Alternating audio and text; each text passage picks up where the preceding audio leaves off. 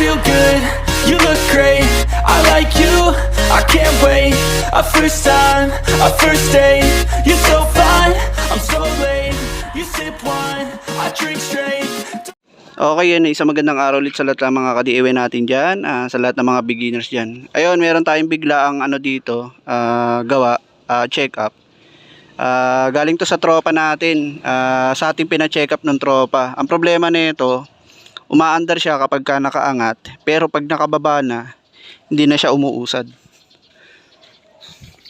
So, ayun dito mga ka-DIY, no, inangat natin yung kabilang gulong, ayan. So, to throttle ko, no, ayan. Yan. Malakas yung andar niya mga ka-DIY, pero once na sinakyan mo siya, bro, sakyan mo nga bro. Yan, pero pag sinakyan na siya, hindi siya dumidiretso yung andar niya. So ayan, sige, paandarin mo lang. Yan. Pero yung makina niya, umaandar. Yan. Okay na. So ibig sabihin, umaandar yung kanyang makina, pero hindi gumugulong yung kanyang gulong. So dito, check upin natin ang naiisip kong sira nito. Pwedeng kumalas yung tinatawag nating, may tinatawag kasi itong pin. Tingin ko yung pin nito natanggal or ayun, naalis yung pin niya dito sa kanyang gulong. So check upin natin, lilipat lang tayo dun. Medyo mainit eh. Okay, dinala natin dito sa gilid. So ayan, pakita natin sa inyo one more time. Bro, paano nga bro? Pa-throttle lang. Ayan o. Okay na bro. Yan. So yan, umaandar siya pagka nakaangat, pero pag binaba hindi na siya umaandar, pero umuugong yung kanyang makina. So bubuksan natin yan.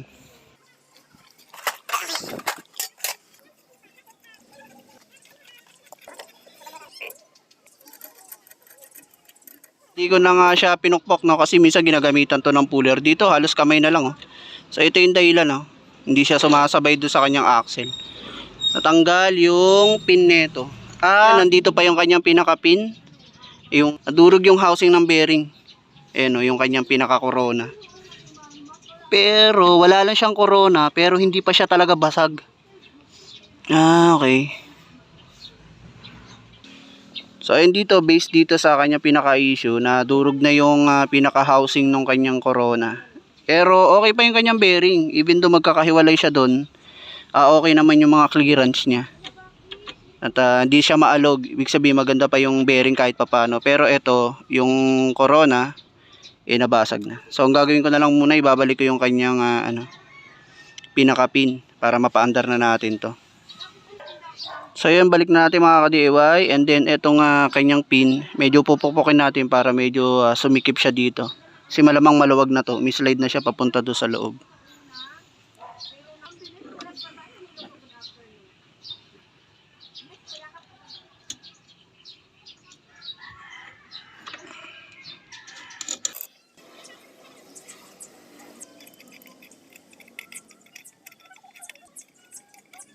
So ayan, nakabit na natin ulit yung kanya tsaka yung kanyang pin.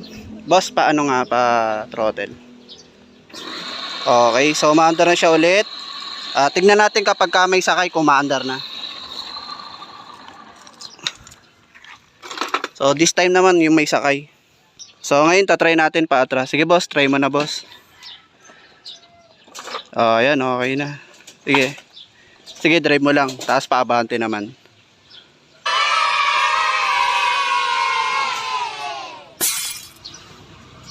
Okay. Yun, so umandar na siya mga ka-DIY. At mukhang okay na siya ulit. Sana hindi na matanggal yung pinaka-pin niya. Yan, nag-okay na siya. Okay, ang ganda na lang. Isang mabilisan lang. Maraming salamat sa panonood. Okay, thank you, thank you.